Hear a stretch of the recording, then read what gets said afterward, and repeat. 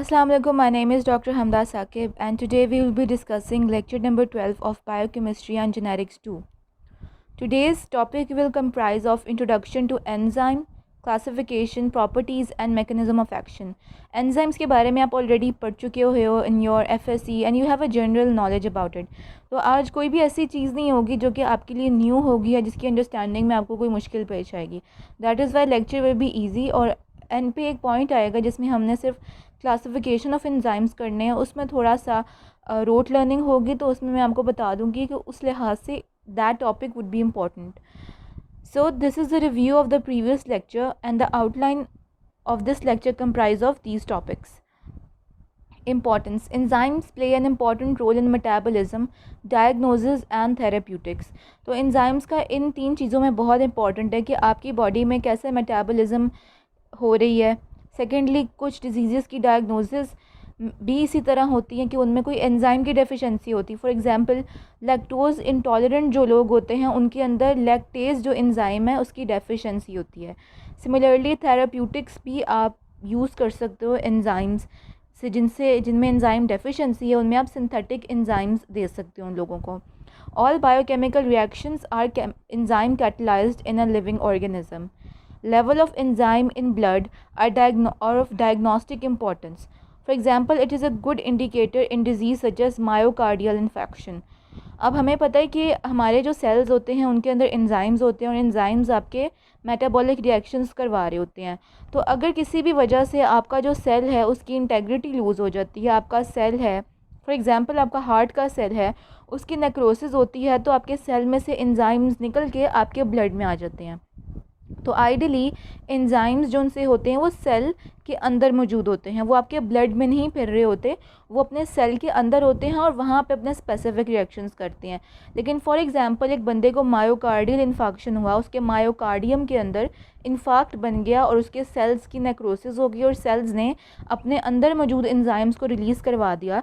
तो cell heart के जो सेल्स होते हैं उनके अंदर सर्टन ऐसे एंजाइम्स होते हैं such as LDH, which is lactate dehydrogenase.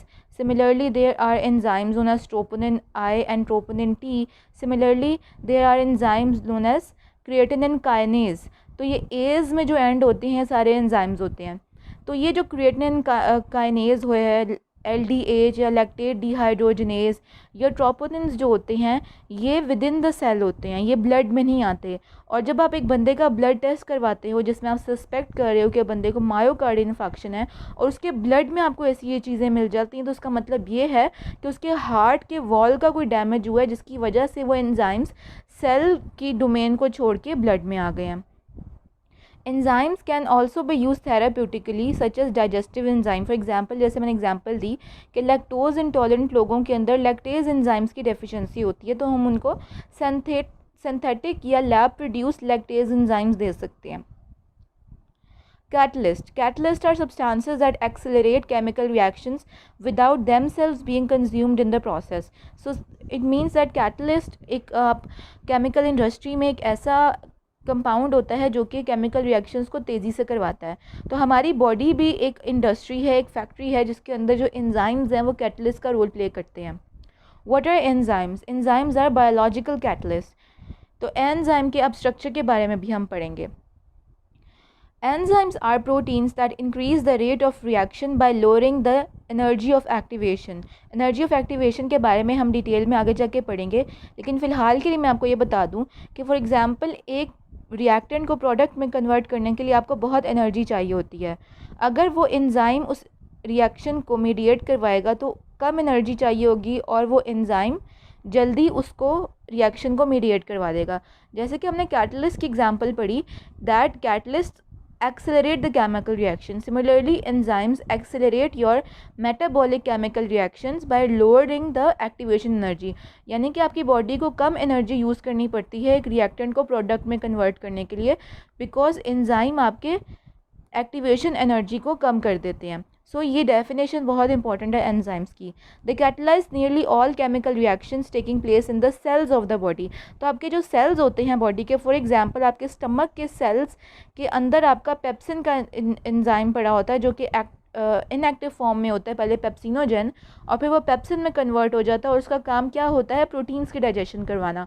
Similarly आपके लिवर के अंदर जो लिवर के सेल्स हैं उसके अंदर भी सर्टन एंजाइम्स मौजूद होते हैं। लेकिन फॉर एग्जांपल एक बंदे को हेपेटाइटिस हुआ है ऑफ एनी कॉज, और उस हेपेटाइटिस की वजह से उसके सेल्स की नेक्रोसिस हो गई है और उन सेल्स में से एंजाइम्स आउटपोर होकर ब्लड में आ गए हैं, तो वहाँ से भी हेपेटाइटिस का डायग्नोसिस किया जा सकता है। फॉर एग्जांपल हेपेटाइटिस के डायग्नोसिस में आपके सर्टन एंजाइम्स होते हैं ALT and AST, alanine transferase and aspartate transferase.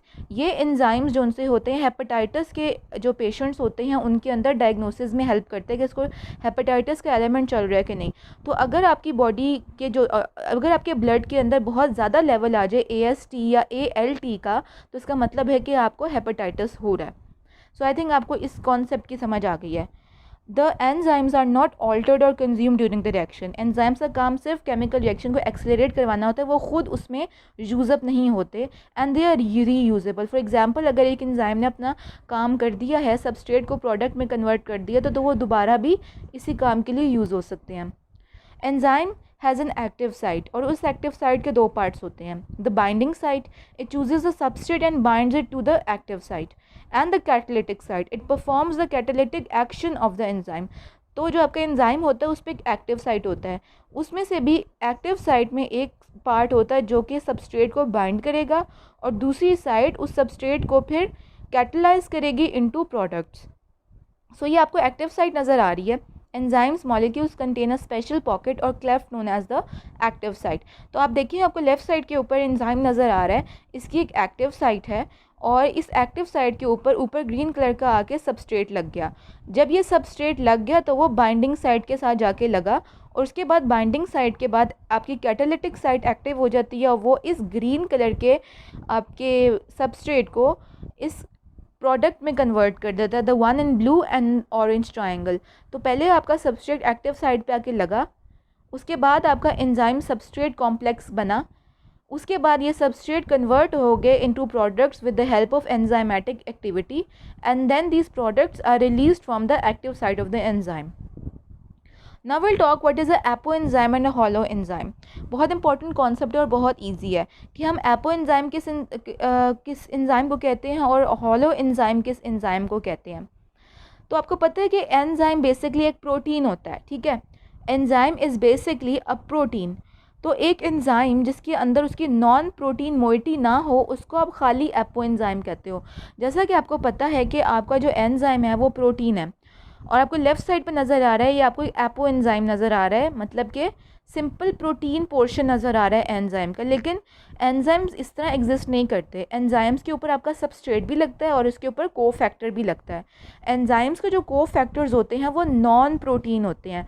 तो एक ऐसा एंजाइम जिसके ऊपर ना को फैक्टर लगा हो और ना ही सबस्ट्रेट लगा हो उस एंजाइम को कहते हैं एपो एंजाइम। तो आप देखिए कि ये खाली एंजाइम है जिसके ऊपर ना कोएंजाइम लगा है ना ही सबस्ट्रेट लगा है। तो एक खाली एंजाइम सादा ज़ुबान में याद रखें कि जिसके ऊपर ना को फैक्टर लगा हो ना सबस्ट्रेट लगा हो, सिंपल वो एक प्रोटीन हो, तो उसको आप एपो एंजाइम कर दोगे। और अगर इस एपो एंजाइम के ऊपर आप को फैक्टर लगा दो तो ये एक एक्टिवेटेड एंजाइम बन जाएगा। एक ऐसा एंजाइम जो कि एक्टिवेटेड है लेकिन उसके ऊपर अभी तक सबस्ट्रेट नहीं लगा। So holoenzyme is a active enzyme with its non protein component. तो इसका मतलब क्या कि हॉलो एंजाइम एक ऐसा एंजाइम है जो कि एक्टिव हो गया है, किस वजह से, एक नॉन प्रोटीन कंपोनेंट की वजह से, विच इज़ अ कोफैक्टर। तो इसकी इजी करने के लिए उन्होंने नीचे आपके लिए ही डायग्राम बनाई है कि एक एपो एंजाइम एक खाली एंजाइम है जो सिर्फ प्रोटीन से बना हुआ है। इस एपो एंजाइम में जब आप कोफैक्टर डाल दोगे और वो एक्टिव हो जाएगा तो वो हॉलो एंजाइम बना देगा, which is a whole enzyme and it is active. So apo enzyme has no cofactor and it is inactive, and holo enzyme is an active enzyme and it has a cofactor. So it is easy to remember. Apo enzyme is inactive, holo enzyme is active. Apo enzyme is inactive because there is no cofactor, but once cofactor is added to the apo enzyme it becomes a holo enzyme. Now we'll talk the important terms to understand the biochemical nature and activity of enzymes. तो अभी हमने थोड़ी देर पहले बात की कि apo enzyme को active करने के लिए कोफैक्टर की ज़रूरत पड़ती है, फिर जाके वो होलो एंजाइम बनता है या होल एंजाइम बनता है। तो कोफैक्टर होती क्या चीज़ है? A cofactor is a non protein chemical compound. याद रखिए, it's a non protein, that is why जो एपो एंजाइम है वो प्रोटीन होता है और कोफैक्टर नीचे आपको लिखा हुआ है, it is a non protein portion. So a cofactor is a non-protein chemical compound that is bound either tightly or loosely to an enzyme and is required for catalysis or activation of the enzyme itself.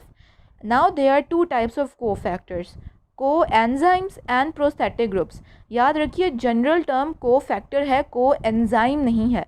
Cofactor वो non protein compound है जो कि एक enzyme की activation करवाता है, और cofactor further दो टाइप्स का होता है, कोएंजाइम्स एंड प्रोस्थेटिक ग्रुप्स. तो बेसिक डिफरेंस क्या होता है कोएंजाइम का और प्रोस्थेटिक ग्रुप का? तो basically coenzyme is a non protein component which is loosely bound. The key word is loosely bound to apoenzyme by non covalent bond. तो याद रखिए कि दो कीवर्ड्स हैं कि कोएंजाइम अपने एंजाइम के साथ विच इज़ द एपोएंजाइम, उसके साथ नंबर वन लूजली बाउंड होता है और साथ उसके साथ वो नॉन कोवलेंट बॉन्ड बनाएगा. और कोएंजाइम की एग्जांपल्स आर वाइटामिन्स और compound derived from vitamins. That is why हम कहते हैं ना वाइटामिन्स खाएं, vitamins are necessary for your body. Why? Because they are very important cofactors for your enzymes to function and to make them active. और आपकी body में जितने भी इस वक्त मेटाबॉलिक रिएक्शंस हो रहे हैं वो एंजाइम्स की वजह से हो रहे हैं. That is why it is necessary to eat or take in vitamins. The second type of cofactor is prosthetic group. So the prosthetic group, like coenzyme, is a non-protein compound, but unlike a coenzyme, it is tightly bound to the apoenzyme by covalent bond, and it is known as the prosthetic group. तो दो keywords हैं कि prosthetic group जो सा है वो tightly bound होता है और वो covalent bonds बनाता है अपने apoenzyme के साथ. तो coenzyme loosely bound है and has non-covalent bond, while prosthetic group is tightly bound and has covalent bonds with the apoenzyme. So this is very important in terms of viva and MCQ point of view. Now we'll talk about the enzyme specificity. Okay, enzyme अपने substrate के साथ specific है. For example, types होती हैं specificity की. तो जो absolute specific होंगे उसका मतलब ये होता है कि वो एंजाइम सिर्फ एक किस्म के सबस्ट्रेट के साथ रिएक्ट करेगा, वो 100 किस्मों के सबस्ट्रेट्स के साथ रिएक्ट नहीं करेगा. ठीक है, तो एंजाइम्स के पास varying degree of specificity for substrates होगी. फॉर एग्जांपल, एक एंजाइम एक ही किस्म के सबस्ट्रेट को प्रोडक्ट में कन्वर्ट करेगा. Enzymes may recognise and catalyse a single substrate, a group of similar substrates or a particular type of bond. तो या तो एंजाइम एक ही किस्म के सबस्ट्रेट को कैटेलाइज करेगा, या एक ही ग्रुप के सिमिलर सबस्ट्रेट्स को कैटेलाइज करेगा, या एक बॉन्ड को तोड़ेगा या बनाएगा. वो डिपेंड करता है कि एंजाइम की स्पेसिफिसिटी क्या है. तो उसी की आपको यहाँ पे उन्होंने एग्जांपल दी है कि there are 3 types of enzyme specificities. Absolute which means के सिंगल सबस्ट्रेट को करेगा, ग्रुप मतलब के सिमिलर सबस्ट्रेट्स के ग्रुप को करेगा, और लिंकेज मतलब वो एक बॉन्ड को कैटेलाइज करेगा, या उस बॉन्ड को तोड़ेगा या उस बॉन्ड को बनाएगा. तो हम पहली टाइप की बात करते हैं विच इज़ द एब्सोल्यूट. तो absolute catalyses one type of reaction for a single substrate, के मतलब वो एक ही किस्म के सबस्ट्रेट को कैटेलाइज करेगा और किसी सबस्ट्रेट को कैटेलाइज नहीं करेगा. तो इसमें एग्जांपल दिया यूरिएज की. तो यूरिएज क्या करता है, सिर्फ यूरिया की हाइड्रोलिसिस करवाएगा और किसी और कंपाउंड की वो हाइड्रोलिसिस नहीं करवाएगा. ठीक है, यूरिएज से मुराद क्या है कि यूरिया को वो जो सा है ब्रेक डाउन करेगा by addition of water, hydrolysis करवाएगा. तो वो सिर्फ यूरिया की हाइड्रोलिसिस करवाएगा, the enzyme urease. Similarly group जो स्पेसिफिसिटी उसमें ये होता है कि जो एंजाइम है it catalyses one type of reaction for similar substrate. कि फॉर एग्जांपल एक सबस्ट्रेट एक ग्रुप ऑफ सबस्ट्रेट्स आपस में मिलते जुलते हैं तो वो एंजाइम उन सब ग्रुप के सबस्ट्रेट्स को कैटलाइज करवाएगा।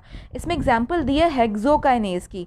अब जो काइनेजेस एंजाइम होते हैं ना वो फॉस्फेट को ऐड करते हैं और फॉस्फेटेजेस जो होते हैं वो फॉस्फेट को रिमूव करते हैं।